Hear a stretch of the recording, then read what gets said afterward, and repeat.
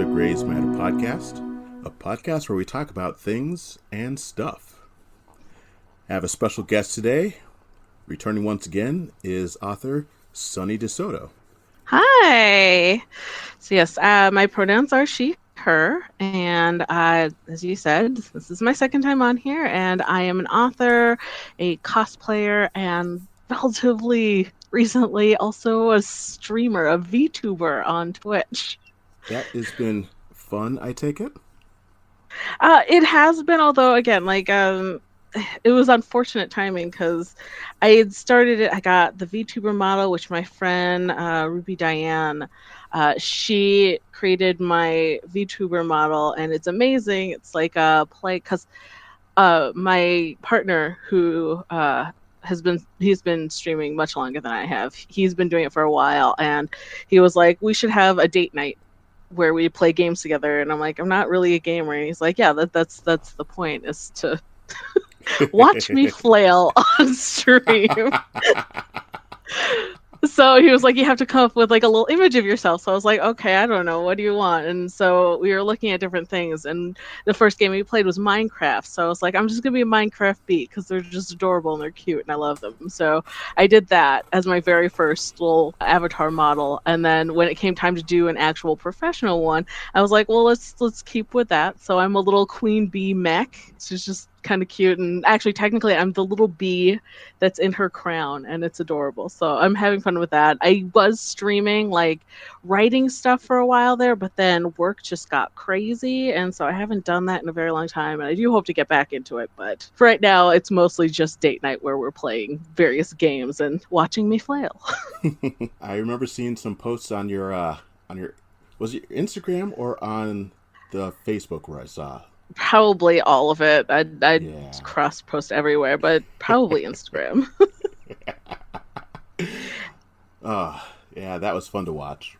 It's been fun. Writing is such a isolated, activity. Like, it's just you in your head for the most part. But doing it, because I mostly edit is what I do. I've tried to write on there, and it's eventually something I do want to do, but it's so hard. The stereotype of like the writer who doesn't want somebody looking over their shoulder while they do it, because in our heads, like, everything that you do is both brilliant and the worst thing ever. And so having somebody watch you do it is very nerve-wracking. And so I'm trying to get over that. This is a strange new medium that we're in now. Yes. So yeah, a ton of different opportunities, but it all just takes a little getting used to. Yeah. Yeah, growing up, I don't recall ever even considering the possibility of watching people write. Yeah. I mean, aside from, being in a classroom and we're all writing, there's inside the actor studio, and we talk about theater productions, and there was Reading Rainbow, and we talked about behind the scenes and the love of reading, but never the act of doing the writing itself. Yeah, well, it's a weird thing because you get to interact with people while you're doing it. It's not just sort of you doing your thing. It's people coming in and like asking you questions and doing all sorts of those kind of things. So I think for the most part, yeah, people sort of know that the medium exists and they know that there is someone in the background doing the writing, but I don't think even a lot of people think about like that process and what it looks like, because I was sure, like, when it was first brought up to me that like, hey, yeah, you should stream you writing, I'm like, no one wants to see that. Like, no one wants to see that process. And it's been amazing to see that there are people out there who do it. I'm like, it's part of me is still like, but why though? I suppose again it goes right back to that, like, people want to see me flail.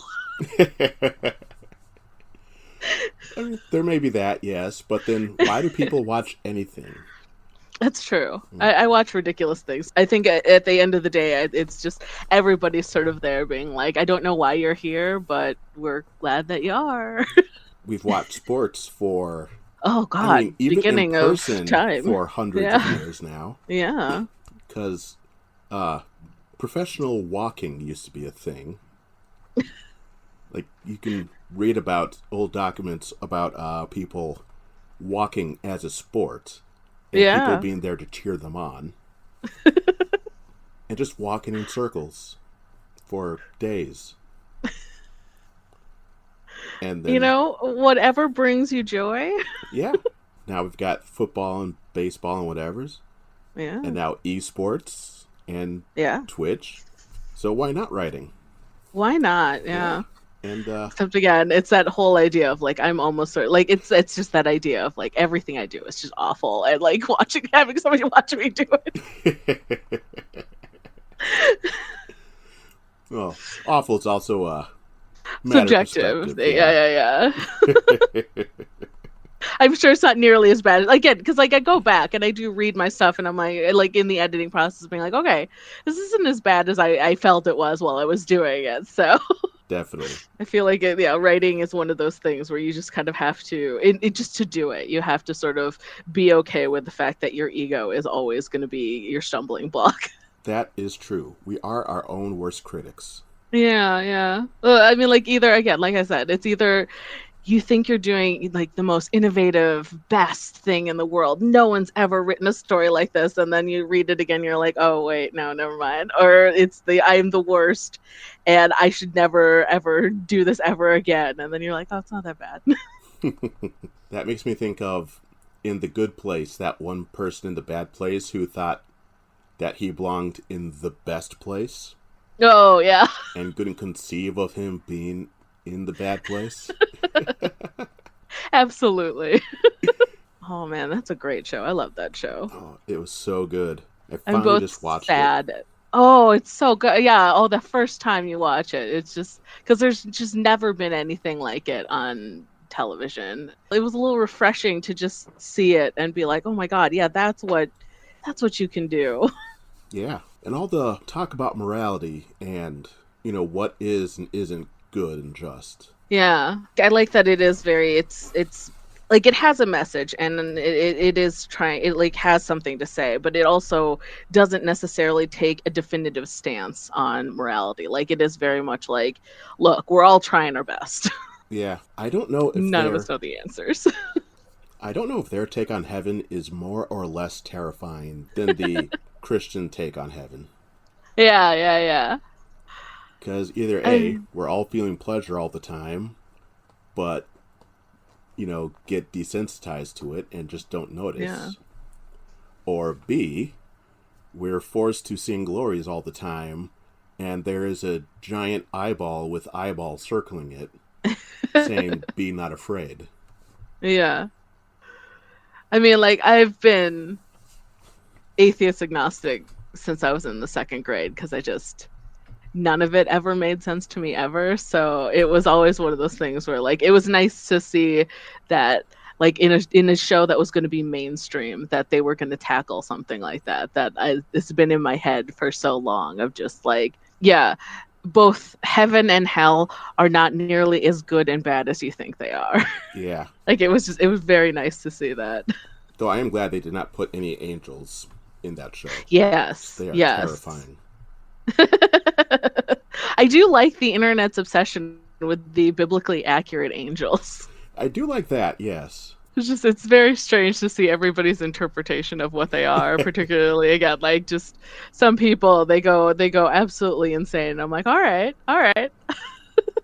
But they are terrifying. They're horrifying. Yeah, I like that. At least our art, the artists in the 14th or whatever century decided to not do that. Yes. They decided that they needed something a little bit more that people could attach themselves to a little easier. Yep. Though having 6 wings would be interesting. That sounds awkward to me. Yeah, I mean, working out the aerodynamics is the hard part, but once you get it, instantly change directions. Yes, immediately. You can go any way you want. I don't think I'd want all those eyeballs, though. No. I'm always constantly poking myself in the eye. I feel like that just makes it so that it'd be that much worse. Ooh. I am happy to say I haven't poked myself in the eye in a very long time. like my eyelashes, like I get stuff in my eyes, like eyelashes, dirt, whatever, and so I'm always constantly like rubbing my eyes, and then like I've always got like longer nails, and it's a bad time. It's a bad time. I can appreciate that. Do you get the eyelashes that like curl inwards? Yes, Yeah, I get yes, those and I too. hate it. Yeah, but I keep my nails short so they don't poke me. Yeah, Fortunately. I try to, but then I get lazy. Yeah, I can appreciate that. But then it makes it hard to type. It does. Although again, like it's one of those things because it gradually sneaks up on you, and so you don't notice them getting longer until they've gotten to that point where it's just like, oh, they are too long. Yeah, I got a nail clippers strategically placed everywhere because of that. Yeah. Mainly because I keep losing them and buy new ones. Yes, and then you just have a bunch of I have like an entire tub of them in my closet, and I'm like, I have 50 billion of them, but whenever I need one, it's just like, oh, it's in a different room somewhere else. I'll just do it later. Yep. Being able to see in all directions at once has got to be just trippy. Yeah, I wouldn't know how to concentrate on anything. Like, how would I focus? It's got I to feel be like like, sometimes having two eyes is just too many. yeah, you know, aliens on sci-fi shows. Every so often, I am watching them and going, "All right, what is the evolutionary process that led to that placement of Yes. eyes? Yes. Why do you Like, have what? one How did this stacked happen? above the other? That doesn't make Yeah. sense." I Like, used to do that all the time with like the X-Men too, of like sitting there and figuring out why did evolution do that? And yeah, I'm like, okay. Like everyone always asks why Nightcrawler looks the way he does, and it's just like, no, no, no. You understand that that just happened, and that the evolution of him being able to bamf, that's what it did because he looks like that, and so he had to have some kind of defense mechanism to be able to get the hell out of there. That's what it was. yeah. See, that checks out. Yes, gotta be able to survive, man. Yeah. And smells of brimstone. Yeah. Oh man. I feel like I get like in the same way that like he finds out like where he's going when he bamps. I'm like, yeah, I don't think I ever want to do this ever again. Mm-hmm. Does he find out where he goes? Sometimes he does. Like oh, what was it? I forget which cartoon for it. I think it was the most recent cartoon one, the X-Men Evolution, where they actually like he gets frozen in that place for a bit, and like it's like his bamfing ability slows down, so he's stuck in that place for like a little bit until he gets to the next location, and then so he gets to see like the hellscape that he's stuck in, and he's just like, oh god, this is where I've been going every single time, and it's just horrified, and I'd be like, yeah, yeah, I would be too. Wow. That's like Warhammer. Yeah. Uh or oh, that other movie, Event Horizon. Yeah, yeah, yeah. In the Star Trek X-Men crossover book, or maybe it was the comic, one of those two, uh it was said that Nightcrawler went through subspace, and so subspace Mm. apparently smells like brimstone. Huh. I didn't even know that they had a crossover. Yeah. Oh my god, I kind of want to see it now. Yeah, I never finished reading it. I tried. I should try again. I haven't tried it in several years now. Mm, Maybe I'm in the right headspace now. maybe. Did it not just didn't grab you the first time around? Yeah. Yeah, that Yeah. happens. Every so often it happens. Yeah. Like, did you ever read Foundation by Isaac Asimov? No, I haven't. Me neither. And it's apparently I tried really, really hard. Mm. Apple TV made a show of it, and it was Hmm. so much easier to get through as a Yeah. Apple TV show. So much easier. Yeah. I mean, the whole purpose of making it into a TV show like that is to make it easier to digest. So, Yeah. yeah. Apparently, the Foundation books are hard to read because Yeah. it's very situation based and doesn't focus enough on the characters. Mm. And so the TV show makes it easier to understand because it actually develops the characters. Yeah. Like, okay, that checks out. Yeah. Gives you somebody to latch on to. Yeah. As a writer, how do you develop characters? Oh my goodness. I like I think about those memes that are like, what was the one that was like, I don't write stories. I just watch what the characters do in my head and then write down the action report.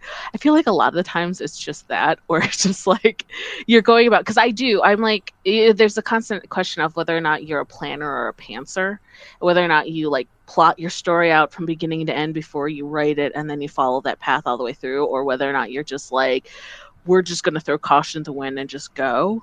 And I feel like I'm somewhere in the middle of those two. Like I do plot everything out and I think about rationale and reasons, but inevitably I always find out that like halfway through the story, I'm like, oh wait, you remember that thing that I said like on page 50? That suddenly has a new realization right now.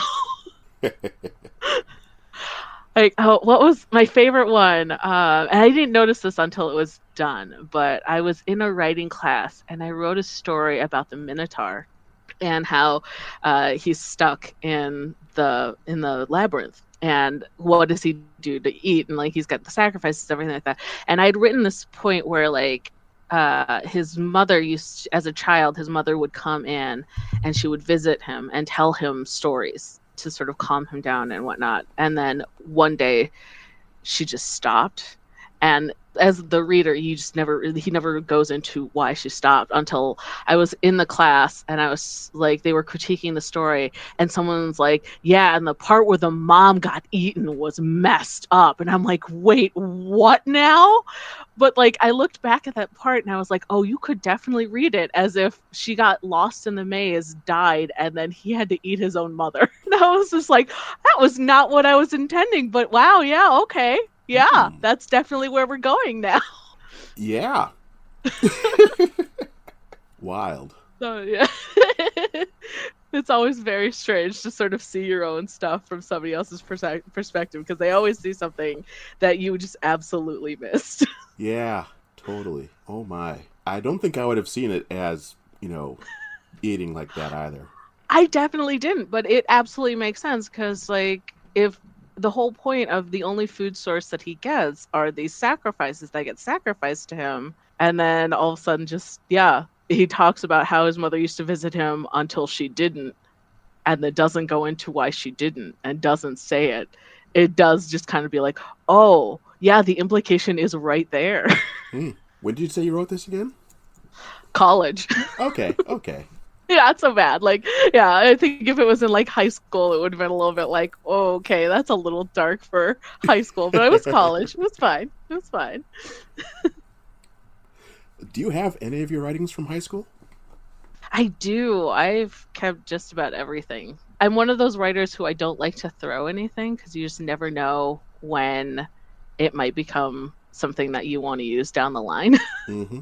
I recently had 2 different moves. And during the 2 different moves, like we were going through all the stuff to like, purge so that we didn't have to bring all our stuff over there. And just my mother is the worst hoarder ever. And she kept everything. So for a while there, I had stuff that I wrote in like 2nd grade that she had just hung on to. And I don't know why. Moms it was fun to go that. through and like look at it. Yeah, she just kept everything, and I was just like, it was kind of fun to like look back and be like, oh, this is why I started doing it and why I really liked it. I wish I had some of my old stuff, but everything before I was 25 has been lost to time. Oh no, what happened? Well, the stuff in my 20s, that hard drive was stolen. Ooh, not the computer, yeah. the hard drive. Yeah. Yeah. A friend at the time, he was working on my computer, trying to fix it, and someone stole this hard drive out of his desk, so everything was gone. Oh. Everything in my teens and earlier, combination of ADHD and depression and not being able to keep a track of a damn thing. Yeah. Yep. But then after 25, I've been able to just transfer stuff from computer to computer to computer, and Yep. been able to hold on to that. And now everything's also on the cloud. Yep. So, unless The there's minute I was able to do that, I was like, and everything's going there, so I never lose anything ever again. Because I have definitely done that, where your computer dies, and you're like, no. Mm-hmm. Yep. Until one day there's the technological end to the world. Oh yeah. And we all Which lose I the figure Google here by service. then I've got bigger problems. Yeah, that's true. Then we can end up like the Monty Burns play.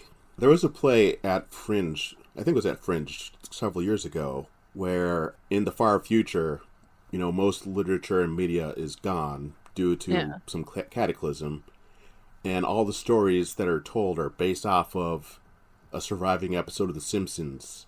And so a lot of stories are based off of C. Montgomery Burns. Nice. Yeah.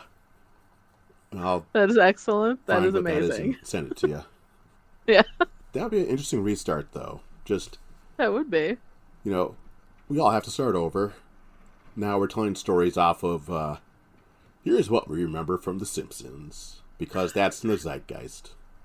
The weird thing is that The Simpsons references so many different things, though, and so it's one of those things where because we've been watching The Simpsons for most of our life now because it's just been on TV forever, and I will go back because now it's all on Disney Plus, right? So I'll go back and rewatch episodes, and there's just so much that as a child went over my head that I didn't understand that I'm getting more context to now because I'm older.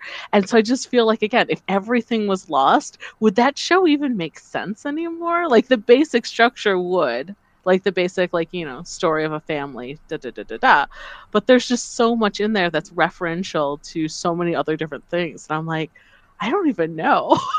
I imagine that there'll be some future historians and future anthropologists who will wonder what's going on.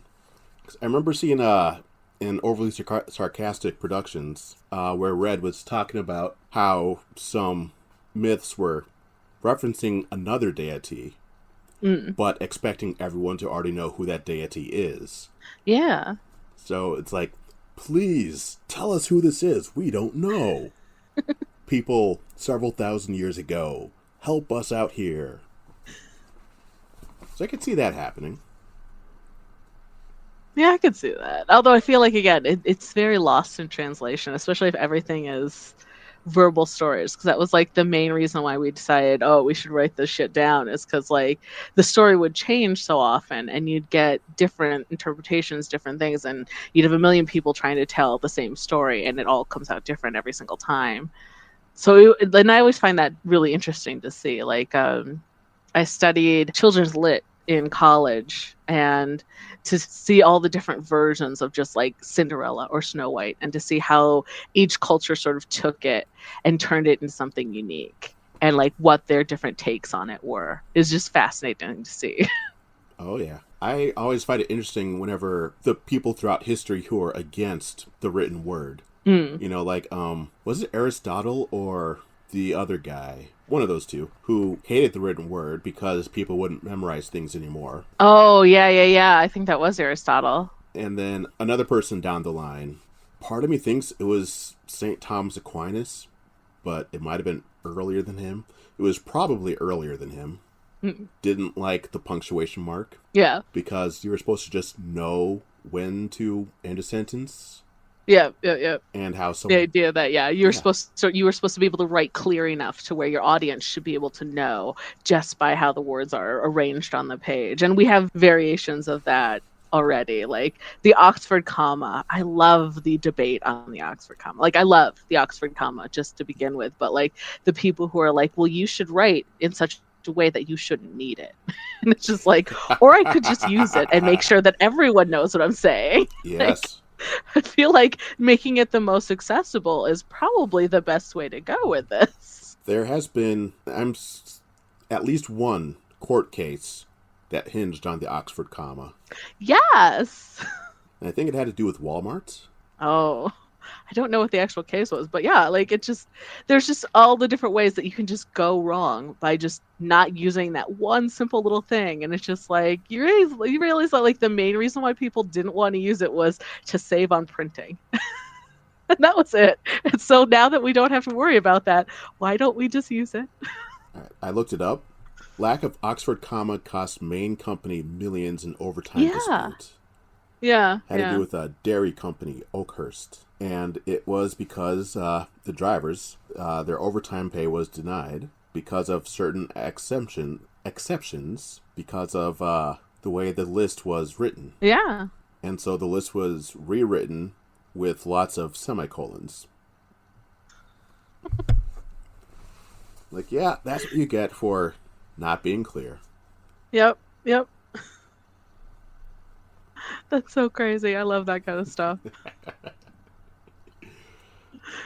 Oh, Lordy.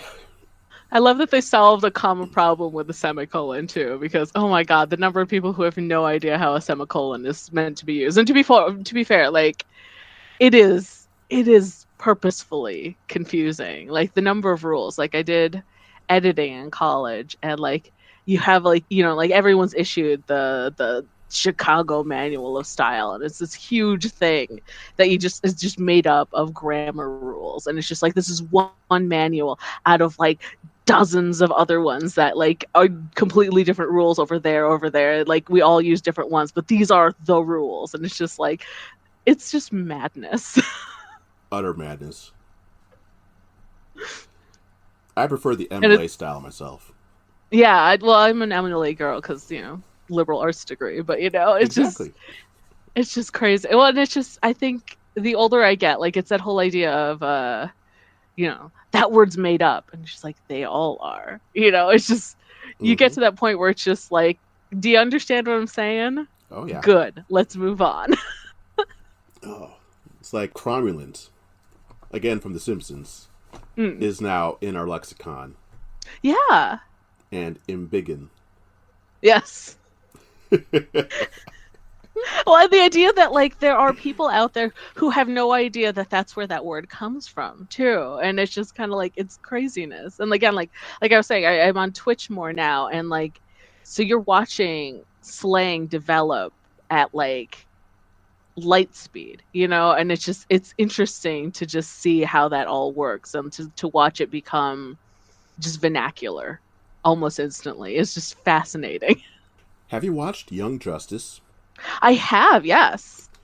One of the things I've loved about it is watching slang develop on the show. Yeah. You know, people staying whelmed and how things are totally crash. Yeah. Well, because I like it in those kinds of shows too, where like, because they don't want to actually use like current slang, because again, you don't want to date yourself, so they create their own within universe slang, which is always really interesting. It's fascinating to just watch it and how quickly you pick it up. Like the first time you hear it, you're like, oh, that's weird, but then by like 2-3 episodes in, you're like, yeah, I'm on board. Yep. I'm with you. I follow. And it's just it's fascinating to see how our brains adapt so quickly to those kind of things. And then to also juxtapose it with the intense opposition to slang and how it's seen as a lesser form of language so often. And it's just like you realize that almost all language is essentially slang. Oh yeah. Like it was all new at some point. And that's all slang really is it's new language that has yet to be determined of whether or not it becomes, you know, fixed language. One of my favorite historical ironies is that ain't used to be a high-class word. Yes. Until the poors started using it. Of course. Can't do it if the poor are doing it. Yep. Oh. And the utter hubris of that. The idea that like, oh, there's language that is better or worse than you. It's just like, oh my god. They're just words, guys. Yeah. Will you be going to Convergence this year?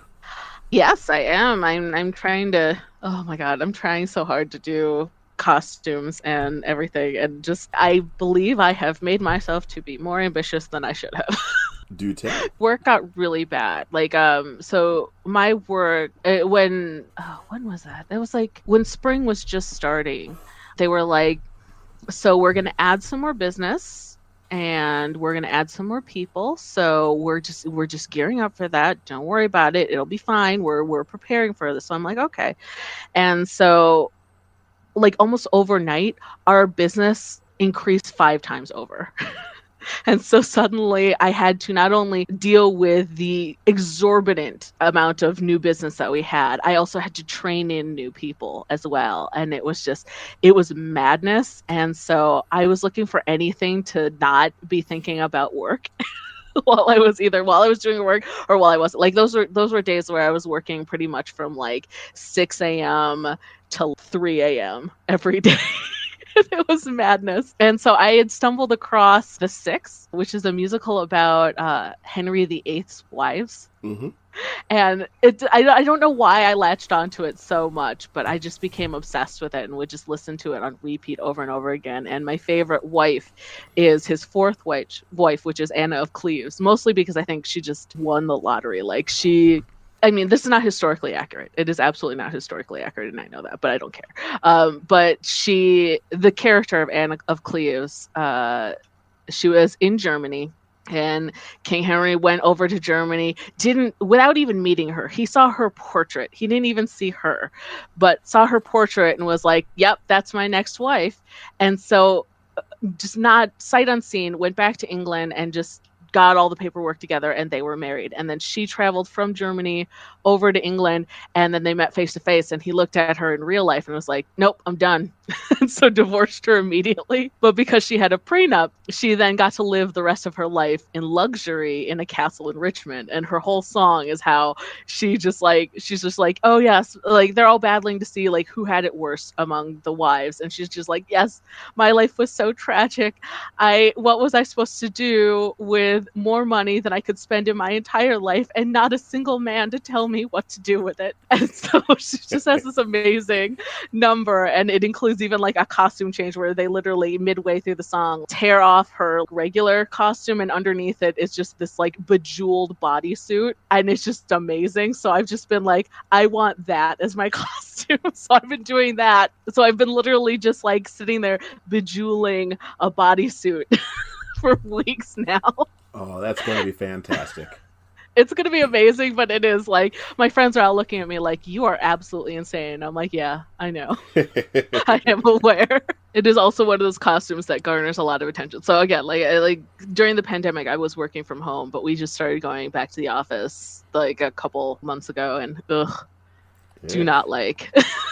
Yeah, I don't blame you. But yeah, do not recommend, do not like. But yeah, so I take the bus, so I've been doing my costuming on the bus, and it's just it sparkles in the sunlight too, so it's not subtle. And so inevitably I get a lot of people looking over my shoulder and asking me questions about it. And I'm like, oh my God, it's 7:00 in the morning. I just want to sew in peace. I miss working on the centaur. The centaur was also very attention grabbing, but because I was literally sewing a copy of my leg on the bus. So it's all this thing like made out of like plumbing parts, duct tape, grocery bags, and pillow stuffing, and it's just me sewing my own leg up in on the bus. And while people would stare and look, they also were like, I'm not going to mess with her. Because it very much looked like something like Frankenstein, like Frankenstein was just creating another monster on their bus route home. It was just that was always my favorite. Med student Frankenstein. Yeah. Just like, and that one, because angles and how like thick the thread had to be and how tight everything had to be to make it look like it was an actual leg. Like I had like pliers and everything, so I had this entire like hardware like set on the bus with me all the time. I'm like changing tools and doing all this. That it must have, like, looking back on it, it must have looked absolutely monstrous, because like having this small little person just like sewing up a leg just right on there with all these tools, doing essentially like craft surgery on a bus. It's just People were like, I'm going to keep a wide berth. So almost every single time, if they could avoid it, there would always be like empty seats just surrounding me. Those are the kind of craft projects I like. I look forward to seeing pictures. Yeah. So you're not going to go? Not this year. I wanted to, but then Omicron happened, and right when it hit, week after week, another person I knew and their entire family got sick. Yeah. And I was like, nope, not doing it this year. I'm going to see how it unfolds this year, and I'll go in 2023. Yeah, that's fair. That is entirely fair. Yeah. So I went last year, and it was nice to know that like everyone was vaccinated and everybody was wearing masks. And I do remember like we would be outdoors as much as possible, which was really, really nice. So we're probably going to end up doing the same where like we just avoid the places that have the most crowds. As I recall, there were only 2 confirmed cases last year. Yeah, it was pretty good, and so spread was kept really small, and they announced that really quickly, and sort of I think everybody made their own decisions on how that was gonna go. Yeah, on what they were gonna do, because I do remember like immediately after it was announced, like you saw less people around, and you saw a lot of people giving more wide berth, which was nice. Yeah, so I plan on being there 2023, whether or not there's a new variant in January. Just because of how well it went last year and the way things are going so far this year, I'm feeling pretty confident about 2023 so far. Yeah. I think, again, like the nice thing I like about Con was that they did a lot of mitigating things. So like a lot of the tables were spread apart. So when you were like doing panels and whatnot, like you could sit in sort of your own little groups, like these are the people I came with, this is my bubble, and we're going to be over here, and then like 6 feet away is another bubble, and 6 feet away from that is another bubble. And it was nice that they gave everybody the appropriate amount of breathing room. Yeah, and I hope the anti-vaxxers were caught and kept out. I didn't see anybody there who was like adamantly about like, you know, made a fuss about whether or not to wear masks. Like that was one of the nice things. I think, again, thank God it was nerds, you know, and I feel like for the most part, nerds are very science conscious, and we pay attention to that kind of stuff, because like what you saw was people actually embracing the medium. And so, you know, cosplayers, like it was part of your costume. You know, and I think it was actually the nice thing. Like I talked to my friends who, you know, also cosplayers, and it's just like, it was amazing. And none of us even got like con crud or anything. So it's just like, we're doing this every year. Like, I don't care whether or not we're in a pandemic or not. Like every year I'm just going to have a mask and it matches my costume. And this is just where we go from now on. Oh, yeah. It was amazing. In the months leading up to it, I did see a number of people complaining about the mask mandate and the vaccination mandates on the various forums, on the Facebook. There's always got to be somebody. Yeah. But at the actual event, I didn't see it, which I'm glad about. Yeah, because the nerds who are also anti-vax do exist. It's like Republicans who like Star Trek. They're out there, and no one knows why. I understand. Yeah. When did it become so political? From the start? Where have you been? Have you had a chance to watch Strange New Worlds? No, I haven't. Well, I enjoy it, and that's all I'm going to say about that. But the list of my things that I need to watch is so long. It's so ridiculous. I think that's true of everybody. Yeah, there's just so much media out there to consume that like trying to keep up with it is almost, it's just an impossible errand. Yeah, and we're in a Star Trek renaissance, what with Picard, Lower Decks, Strange New Worlds, Prodigy. Yeah, there's just so much. Yeah. And then I unfortunately have that tendency of where, like, again, if I'm feeling in a bad mood, rather than go to something new, I would just rather go back to something comforting. So like, again, like when work was getting really crazy and I was like on top of it, watching all the news and everything that was happening in the world, and my partner was just like, why are you doing this to yourself? And I'm like, I don't know. Mm-hmm. And he's just like, okay, we're going to turn this off and we're going to turn on Deep Space Nine. Enjoy. And I'm like, yeah, that's probably a good idea. The best of the Star Trek series is. Yes. Yeah, there is a lot out there going on. Yes. like just today, there was yet another shooting Yeah. in Yeah. frickin' come on, brain, you know this, Philadelphia. Yeah. I just, like, it's one of those things where, again, I've been here my entire life. I know who we are, and Mm-hmm. I understand the country that I live in, but it is just, it's mind-boggling that we can't seem to get past this. Like, the idea that we can't have reasonable regulations to make it so that this doesn't happen every day. Oh yeah, and I found out about Philadelphia because a friend of mine had to mark herself. Well, she didn't have to, but she marked herself safe Yeah. on the Facebooks. Yeah. Marked herself safe from the Philadelphia shooting on South Street. Like, Oh my God. what? Yeah. Okay. Glad you're safe. Suddenly I don't feel so safe. Yeah. Just after talking to a friend who works in the same hospital system Oh as my the shooting God. in Ohio. Yeah. Oh my goodness. Yeah, it's just craziness. And like I was talking to a friend the other day too, or it was just like as horrifying as it all is, like when it happens so often over and over and over again, like you hate the fact that you get a little desensitized to it, where it's just like, yep, that sure did happen again kind of feeling. And it's just like we should never get to the point where that's the feeling. And yet I feel like so much happens so often that you just get beaten down by it. Yeah. And I feel like that's like the first step to like accepting that that's that way. I don't want that to happen, but it's just like I don't know how else you like stay sane and deal with all this. One of the wild things about the shooting in Ohio was that it didn't make the national news because it was Yeah. the same day as the shooting in Tulsa, Oklahoma. Yep. And yet I still heard about the one in Ohio first. I found out about the Oklahoma shooting because someone said that it wasn't getting as much coverage because of Oklahoma. Mm. And I was like, oh, well, that's horrific. Yeah. Living in America. Yeah. We are certainly in the bad timeline. Yep. Just, go back in time and change a few things. With all the multiverse stuff out there right now, we just need to find the better one. Yeah. Maybe, I don't know. Stop the take over the NRA from happening. Yeah. Yeah. That would have been nice. Make the Second Amendment more clear. Yes.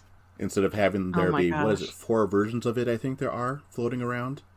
Be Something like one that, yeah. concrete version. Yeah.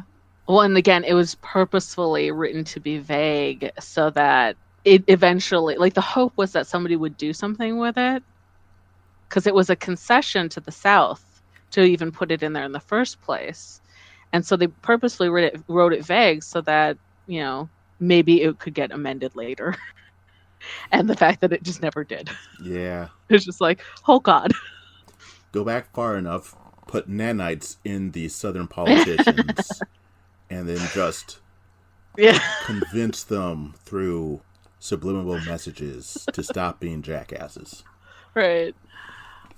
Oh, what was that show? I didn't even ever watch a full episode of it because it was one of those shows that I feel like it should have grabbed me but just didn't, because the concept was so good. But it was this idea that like the reason why the world is going so absolutely insane is because little aliens are infecting everybody through the ear. So like literal earworms are like going into their ear and crawling into the brain and making them absolutely crazy. And like the more and more you live in this world, you're just like, have we checked everyone's ears? I don't know what that show is. I don't remember what it was, and it I don't think it even lasted the full first season because nobody watched it. And again, I only caught snippets of it every once in a while when I was like flipping through channels, and I'd like watch a little bit of it and be like, this is an interesting concept with a not great execution, and I have no idea what the show is. I kind of want to like have somebody like retake that idea and do it over again. Yeah, that would be interesting. Because yes, Might be I fun. firmly believe that like something happened. Like I don't know. I don't know why people think the way they do sometimes. Maybe we're just about to prove the Fermi paradox. We got to the point where we must destroy ourselves. Mm, I know. Oh, who was I watching that was talking about that, like the nihilism and like the active versus passive nihilism? I forget who I was. Somebody was talking about that, and but yeah, like how eventually you just see so much happen in the world that you come to that point where like life has no meaning, and you either go one route of, so let's just burn it all down, start over again, or you go to that point of you're like, okay, if life has no meaning, then I just have to do the best that I can, and you figure it out from there. It was oh, what was I thinking about it in context of? Oh, have you seen Everything Everywhere All at Once yet? Not yet. I'm waiting for it to be Oh, on streaming. yeah, I would definitely. It's a great movie, but again, it's the multiverse in that one, and the choices that you make, and how every choice you make, creates, this. It is the multiverse. Every choice you make creates a whole new branch line, and then from there, things can go drastically awry, or it could go really, really good, and like it is that whole idea of like nothing matters, but everything does, kind of Yeah. idea. So yeah, that thought has been in my head for a while now. Yeah, that's so true, though. Yeah. Saying that we have free will. I mean, I don't know if we do or don't, if everything is predetermined or not, Yeah. but at least from my perspective, it doesn't matter. Yeah, like it is that whole idea of like maybe the choices I make aren't mine, but living like they aren't isn't going to make it better. Exactly. Might as well just try to make things better and have fun while doing it. Exactly. Yeah, yeah, yeah. Like oh, who else is, cuz whenever tragedy happens. Oh, and also the whole abortion thing. Like there's been the uptick in conversations of like Christians asking non-Christians, like, or specifically atheists, I suppose, of the, if you don't believe in God, where do you get your morals from? And it's just like, look, I live by the idea of I just don't want to hurt anybody, Mm-hmm. and I feel like it's been doing the job ever since. Did I ever tell you? Someone I knew once told me I was going to hell because I did good deeds for the sake of doing good deeds. Yes, I've definitely heard that one before. Of just like, yeah, that's a constant thing of like, it doesn't matter that you did good and that you did good for the right reason. You didn't do it for God, so that means it wasn't worth anything. And you're like, I think you have that backwards, sir. Yeah. She specifically I, told me that it was because I was doing good deeds I was going to hell. yeah. I was like, Oh my that doesn't God. make sense. Yeah. Well, your heaven must be terrible then. Right. I don't want to Because I go to mean, that one. it was just like you realize that, like, according to your logic, that means everybody who did something just awful, like horrific, like all the violence that has ever been done in the name of God, that all those people made it into heaven because they did it for God. Is that really what you want? And if that is true, is this really a place you want to go? Yeah. Makes hell sound like a nice place. All the people who Right? want to help each other. You know, They're all there. community gatherings, clean neighborhoods, Yeah. programs to help one another, no poverty, no Or pain, even no just, fear. yeah, the people who just like were just struggling, Yeah. Like, if you have a God who's going to punish somebody just because they acted or did something that didn't hurt anybody, but just didn't praise him for it because they were like, look, you might believe in a God, but I haven't seen evidence of a God my entire life. I feel like your God is not as good as you think he is. Yeah. I think that was always, again, like I said, I've been an atheist agnostic since I was in like the second grade, because like I just didn't understand and didn't have anybody who could explain it sufficiently of why, if there was a God, our world looks the way it does. Yeah, that definitely checks out. Yeah. And I'm like, if you can't beat a second grader in this question, you've got bigger problems. And even without using the paradox of, can God microwave a burrito so hot that he can't eat it? Yeah, like no, like those things were always amusing to me, but it was just like it like to me it was that idea of if your God is both all knowing or is all knowing, all powerful, and all loving, those things cannot like a being that is like that cannot exist and have the world looks the way it does. Like Yep. it's just you can't. Like you got to give on at least one of those. Because if he's all powerful, all knowing, but not all loving, all right, then your God's a dick, and that's how this world got the way it is. If your God is all powerful, all loving, but just doesn't know when shit's gonna happen, all right, you're doing the best you can, and you just can't get there. Okay, and if your God knows all the things and loves everybody, but just doesn't have the power to stop it, okay, I get it. But all three at once, that our world would not look the way it looks now. It can't.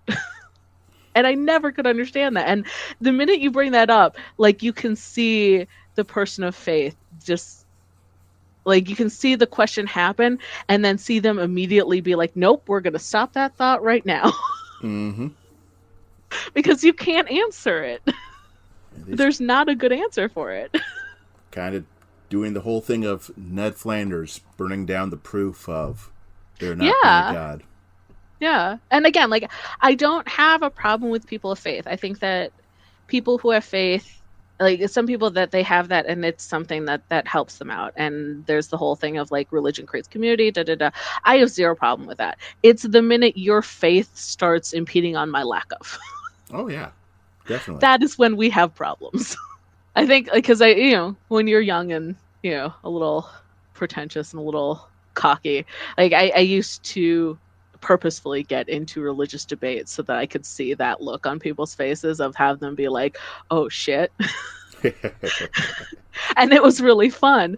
But then I think as you grow older, it's just kind of one of those things where it's just like, as long as what you're doing isn't hurting anybody, I don't care what you do. Like you can believe what you want to believe as long as it's not hurting anybody. But the minute it does, we're going to have words. And then again, that little slice of sadism in me that's just like exists from the 12-year-old me is like, all right, you want to go here, let's go here. And I just want to see that look of oh shit on your face. We should probably start wrapping it up here. Sounds good. Before we do you have any upcoming works coming out? Yes. I'm not sure when this podcast is coming out because I know you have a release date and everything like that. But like right now, my new books out there are Mothers of Enchantment, New Tales of Fairy Godmothers. It's a retelling of Beauty and the Beast if Beauty never came. So if Beast was just stuck in that castle and had to save himself, how's he going to do it? So there's that one out there, and that one's been really well received, so I'm proud of that story. So people should check out that anthology. It's got a bunch of really good ones. The anthology itself is getting really good glowing reviews, so people should go check that one out. And then for those of you who like things a little spicier, I also have a phone sex story in Cunning Linguists. So there's that anthology out there as well. That one it's a sweet story about communication and learning how to talk to each other to get what you want. So it's very cute. And then hopefully this one's supposed to be in print. So I think it's coming out for the Wizard Behind the Curtain. We're recording this during Pride Month, so I was told that it should be coming out sometime in June. So hopefully it's already out for whoever's listening to this. But I also have, I think we talked about it last time because again, publishing, it's a trip. But it is a protest monster story in Skulls and Spells, which is the anthology. And it's a story about monsters who are protesting because the humans want to kick them out of their neighborhood. And so they protest, and then the aftermath of all that happening. So it's a very cool story, really cool visuals. That particular anthology is a mix between stories and art. And I've seen some of the art. It's like comics and then just artistic pages, everything. It looks amazing. So I'm really excited that'll be in hardcover book. So a bit on the pricey side, but It looks so worth it. It's going to be amazing. So I can't wait for that to come out. Fantastic. And then, yes, I'm also, again, I should plug my Twitch. So I am Sonni de Soto on Twitch. So you can also come see me on there. And hopefully I will start doing more streaming on there on mine. I'll put a link in the show notes. Yes. And I will send that to you. And if you get on Discord, I'll put up a notification for when you're on. Oh, yes. Sounds good. Fantastic. Well, then, thank you very much for being here today. Thank you for having me. And I look forward Fun to as always. talking to you again. Yes.